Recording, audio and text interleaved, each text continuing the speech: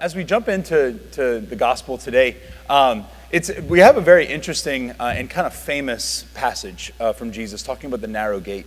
I want to, though, reflect on first the question that provokes the gospel, that seems to kind of spark everything else that Jesus says. Right?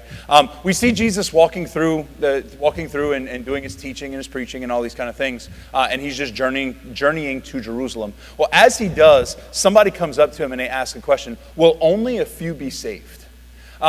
It's an interesting question because some scripture scholars read it as basically they're asking for a minimum, right?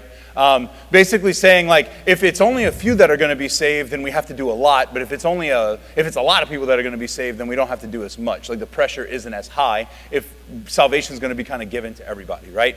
And it's interesting because I think we have a tendency. I remember, like, one year I was on the March for Life years ago, and we were on a bus trip. It was a lot of fun, but like at different points, we just kind of open up the floor, just have a good kind of conversation. And I remember at one point, a group of high school students were just asking questions, and I was a seminarian at the time, so I'm just answering questions. And I noticed that a lot of the questions that they ended up asking were things about salvation. Like, what do we have to do to get to heaven? Or how can I make sure that I get there? Or like, what's the nature of purgatory? And like all this afterlife stuff, like what happens after you die kind of questions, right? Because I think there's something about us that we as Christians, we as Catholics, we're infatuated with the idea of what happens after. Right? Of what does salvation look like, right? It can be a space of anxiety and pressure and fear, but it can also be a place of just like peace and comfort, knowing that something is beyond this world, right? I have a feeling that if you're not concerned with salvation, chances are you're not here at 9 o'clock Mass, right? Like, so I'm going to work off of the assumption that all of us here are wondering about that question, or are striving for salvation, or see salvation as a good, right? At the very least, it's something good. I might feel like it's a little bit out of my reach, but at least it's a good, right? Because when this question is being asked to Jesus about the nature of salvation, essentially, right? Will a lot of people, or will only a few be saved, or will a lot of people be saved? Like, basically asking, what is the minimum that I need to do to get in heaven? It's a fair question. And I think if we wrestle with it ourselves, we can make it a little bit more personal, but it can almost be kind of disconcerting for us at times. So I'm going to ask you a question just to reflect on for a second. Right now, if you would be to die, do you think you would go to heaven? And if yes, why?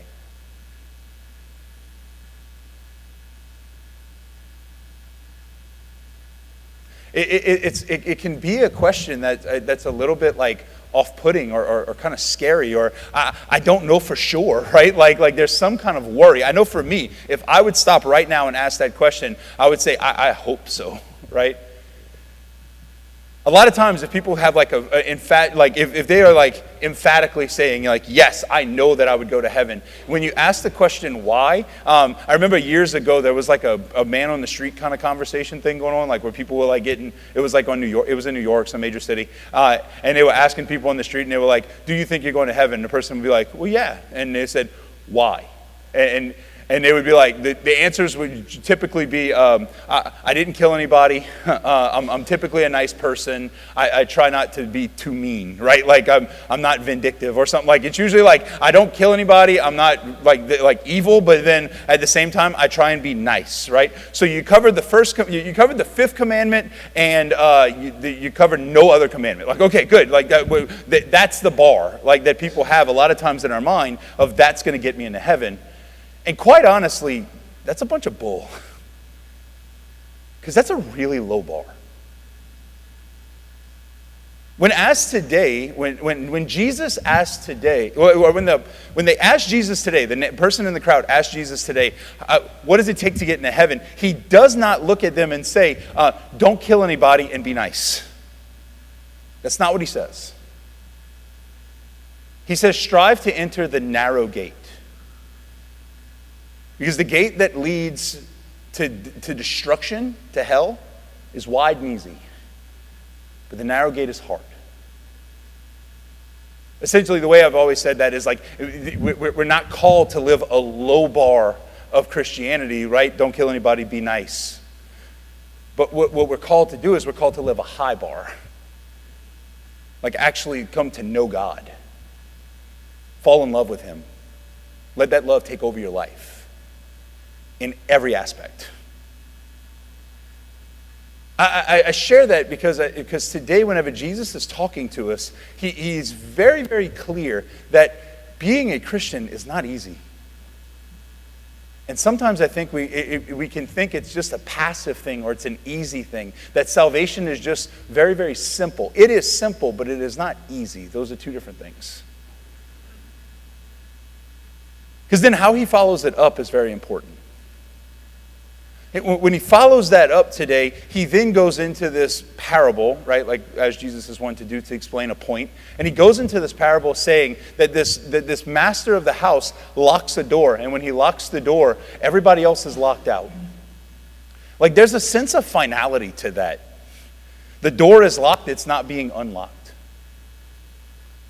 When I think of that, as I was praying with it today, or this weekend and this week, trying to come up with like an image or a way to think about it, the only thing I could go back to is it was an image I know I've used in a homily before, so bear with me if you've heard this before. But this past summer, I traveled a lot. And we had a group of students and myself, we went to Rome and then Assisi for a pilgrimage. I was home for a week and then I went to Cooperstown and watched my nephew play baseball.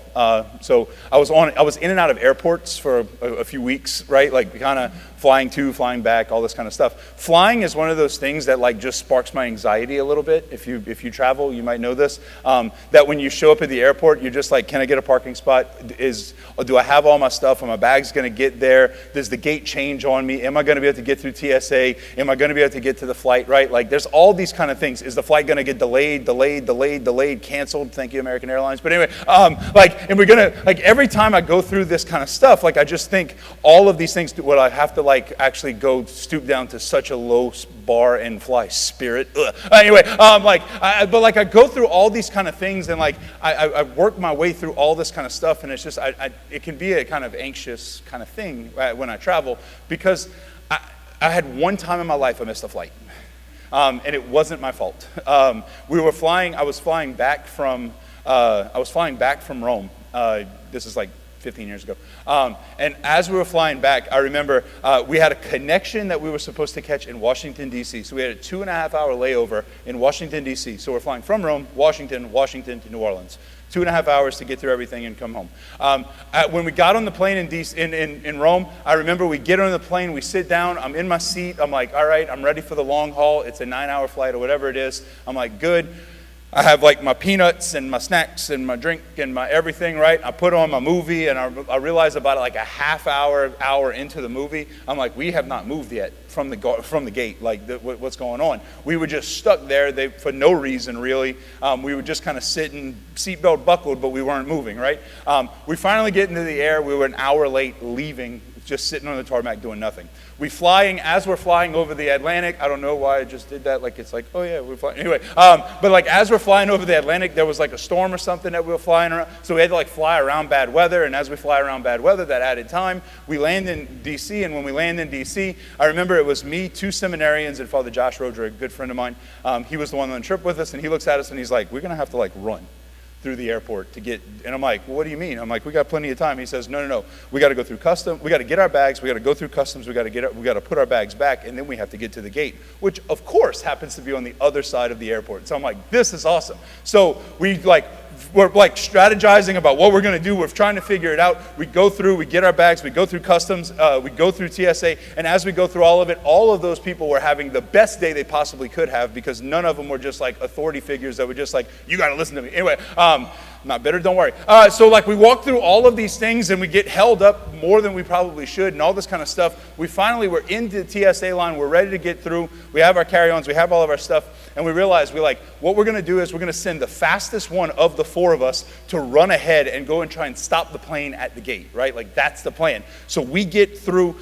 They give me all the bags because I'm the fat, slow one in the back, right? So what happens is that my buddy now Father Renee, he runs ahead, and then Matt, he runs ahead, and then Father Josh, he runs ahead, and then I get through TSA, and I grab 4 carry-ons, and I'm waddling behind everybody, right? Like, it's just really fun. But like, I'm imagining watching this like from a gate and just seeing like, fast guy, fast guy, fast guy, fat guy. Anyway, just like, I just remember like, but like, as I'm running with all of their bags and like kind of waddling across this airport, Home Alone style, if you've never seen it, tough. Anyway, we're watching, like I'm going through this, I'm running up and I'm like 2 gates away and I see all 3 of them turn around and they're walking back towards me. And I'm like, oh, we missed the flight, right? We get there and like Renee, my buddy Renee looks at me and says, actually, I said, how close? Like, was the gate open or they just didn't listen? He said, no, actually I came around the corner and I yelled, hold the, and I watched the door closed. And I was like, great. You know, like, you could have said it was like a half hour we missed it by, but no, we had to miss it by 30 seconds. Anyway, I just remember like standing there in the airport with them and like feeling a chill go down my spine of just like, we're stuck. The door's closed, we missed. We missed the flight. Now, in this kind of situation, it's not a big deal because, I mean, it's a big deal at the time, but it's not that big of a deal. You go talk to the person, it wasn't our fault. They find another flight. We get home 6 hours later than what we were expecting. All is good, all is well. We're just a little bit more tired and a little bit more cranky. That's all it is.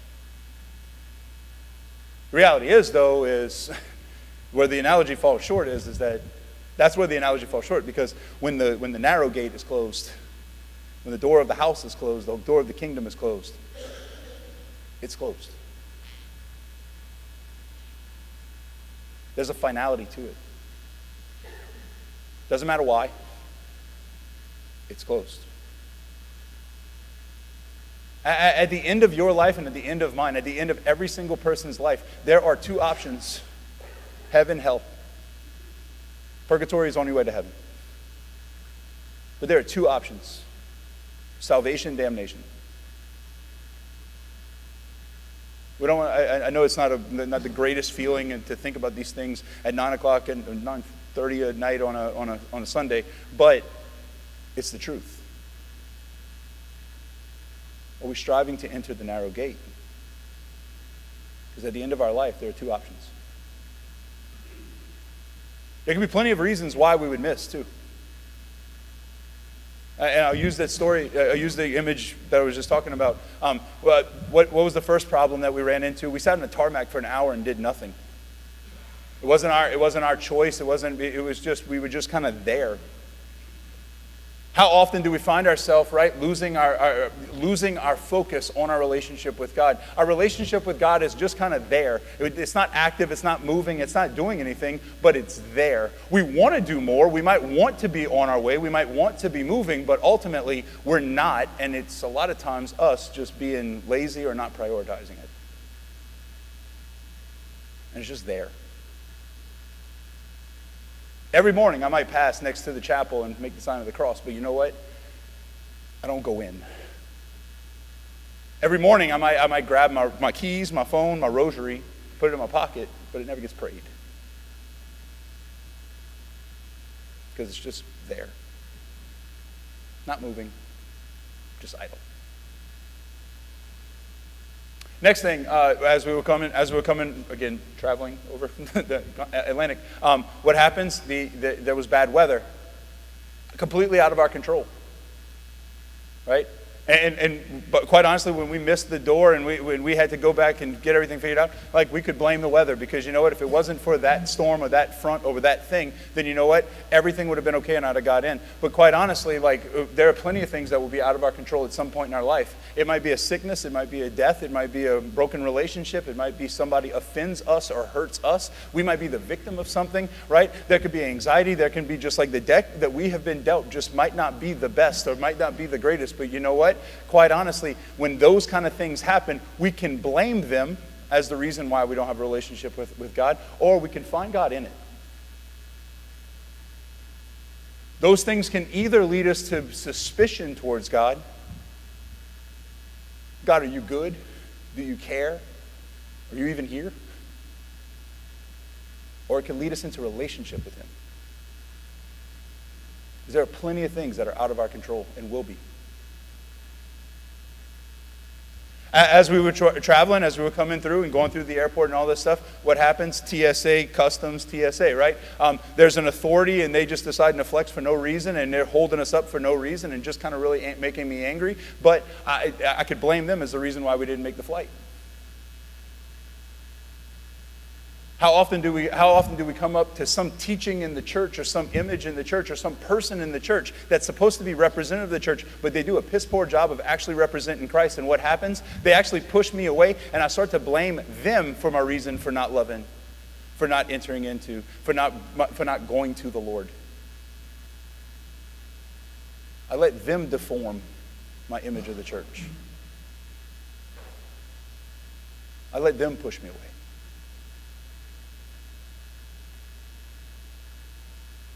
And then finally, once we get through everything, we got to run. We're running and we don't quite make it. I've fallen into this temptation before, and especially with as many of us that are younger, would be considered young adults in the church. I want to be very, very honest. I know a temptation in the church a lot of times, and temptation in youth a lot of times, right? In younger people a lot of times, is to think, I'll figure that out later. Let me have my fun right now. I'm in college, I'm going to live it up. I'm going to do what I want. But later on, I'll fix it. I can't tell you how many times I've had conversations with people in their 40s, their 50s, their 60s, their 70s, that they look and they say, I wish I would have taken my faith more seriously because it would have saved me from a whole lot of sin in the past.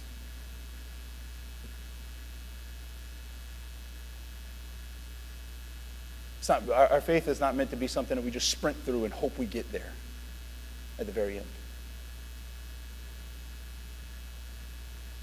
The reality is living a life that we're striving to get through the narrow gate that Jesus invites us into today is not meant to be something that's a last-ditch effort. It's not meant to be something that is that's perverted because of people or circumstances in life. This goal of getting through the narrow gate is meant to be something that compels us, that at the end of our life, heaven and hell are the two options, and the second one doesn't look too nice.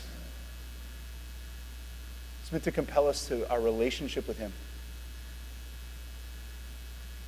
Notice, if we want to get through the narrow gate, where Jesus uses this parable, right? What does he say? He says something very, very clear and very, very beautiful in my mind.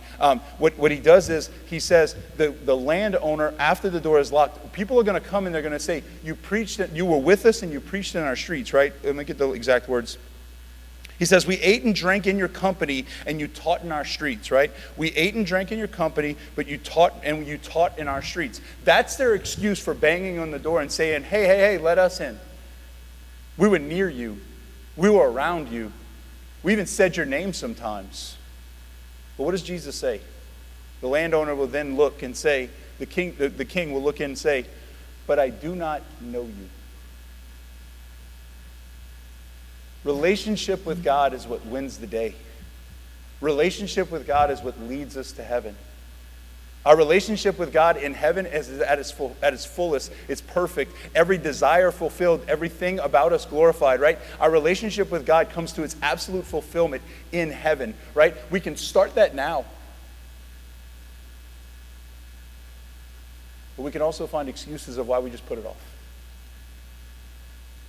This week, one of our missionaries and I were talking about about a quote from C.S. Lewis. And what C.S. Lewis was talking about was saying that every human being, right, is either destined for eternal glory or eternal torment. Think about that. Every single human being that exists in the world today is destined for eternal glory or eternal torment, right? So that means that every single one of us in this church, you individually right now, you are destined for either, you're going to experience either eternal glory or eternal torment, right? So eternal glory, every desire you've ever had in your entire life, every good and perfect desire, fulfilled to its max capacity, its max amount, right? I want love. Well, when we before God in heaven, love and then some, right? Infinite answer, right? It's perfect, right? Every desire we've ever had in our entire life fulfilled, or every desire we've ever had in our entire life completely and totally unfulfilled. Eternal glory or eternal torment. And it's every one of us, right? It's not just me. It's not just you. It's not just the group of us in this church. It's not just a couple of people, the handful of thousands of people that have gone to Mass today, right, in this area. No, it's every single person. It's the people that are sitting in your classrooms. It's the people that are in your fraternity, your sorority. It's the people that are on the football team. It's the people that are on the dance team. It's every single person in the world. It's the person that checked you out today from the grocery store. It's the person who is your waiter or waitress whenever you went to eat, right? It's every single person. It's the person that aggravates the ever living out of you. It's the person that you can't stand, that every time they call, you reject the call, and every time you call, you love the call. It doesn't matter. It's every single person in the world is destined for either eternal glory or eternal torment. There is no third option.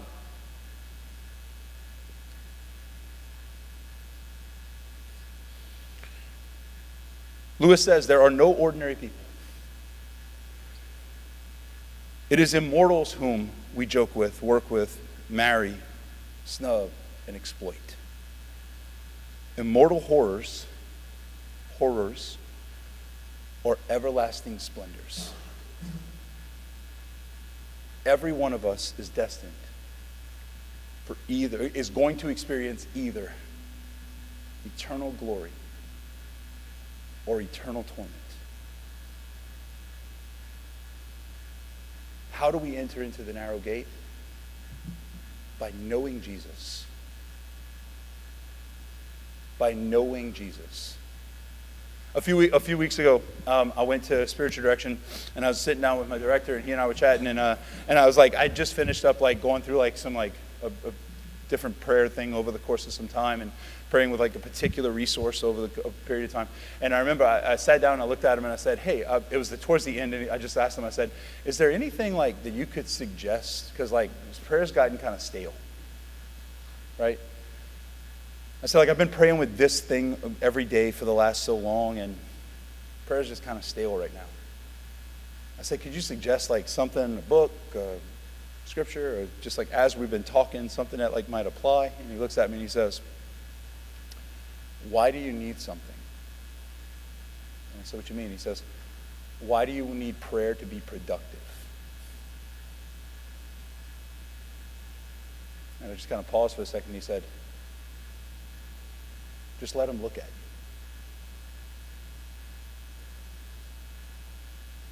Take everything else out the way. You look at Jesus and he looked back. If nothing's said, nothing's said. But you look at him and let him look back.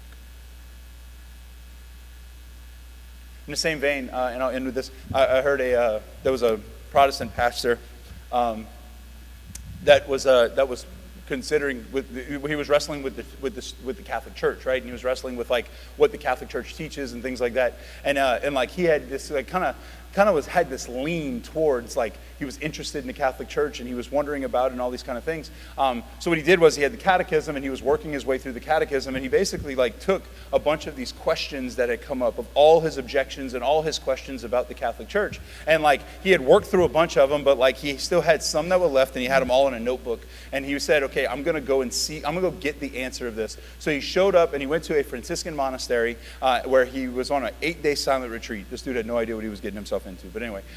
So he's going to go to this 8-day silent retreat at this Franciscan monastery. When he walks into this Franciscan monastery, they assigned him with a monk. He goes, he sits down, he meets with the monk, and he hands him a notebook that has all these questions. And the monk, they have these, what's your name and where you from, and all this kind of stuff. They start exchanging pleasantries, and he looks at him and says, what is it that you want to get out of this retreat? And the Protestant pastor looks at him and hands him a notebook full of questions, and he says, that's what I want. And he's like, what do you mean? He says, I want those answers. I'm here to get answers to my questions, and I think that you might be able to help me out with that, right? Here's what I want from this retreat. I need answers with these questions. Here we go. Let's sit down. Let's have a conversation. And the monk looked at the questions. He kind of flipped through the questions for a second. He looks at him. He hands the book back, and he says, we don't do that here.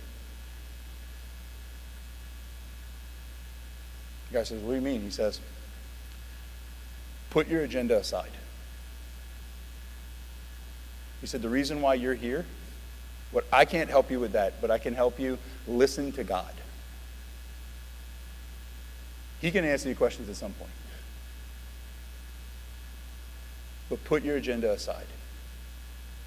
And if you're going to be here, just be with God.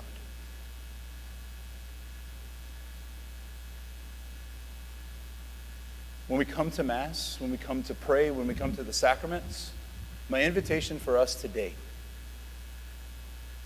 put your agenda aside. But Father, it's the beginning of the semester, and I don't know. I'm still struggling with this whole. I'm still struggling with like this whole transition into college, because high school was easy and college is not, and I'm all over the place, and I got a roommate that I don't like, and like I don't know, right? Like, put your agenda aside. But Father, like I'm trying to figure out like what's the next step, and I'm wondering, because like I'm a senior and I don't know what the heck I'm doing after college. Like, but put your agenda aside. But Father, like you don't understand. I don't care. When we come to Mass, just for tonight, put your agenda aside. When we come before the Lord to pray, let him look at you. Not everything needs to be answered. Not everything needs to be fixed. Just very simply, be with him. Good friendships don't always have an agenda. You don't always have to be doing something. A marriage lived out well does not always need an agenda. You don't always need to be doing something. You don't always need to be figuring something out. Just look at him and let him look back. As we come to Mass tonight, may we take the first step of entering through that narrow gate. But very simply, getting to know the Lord and letting him know us as well. Put your agenda aside. Put all the excuses aside, all the struggles aside, and just let him be with you. As we enter into the rest of this Mass, may we also enter into a deeper relationship with God, which finds its fulfillment in heaven.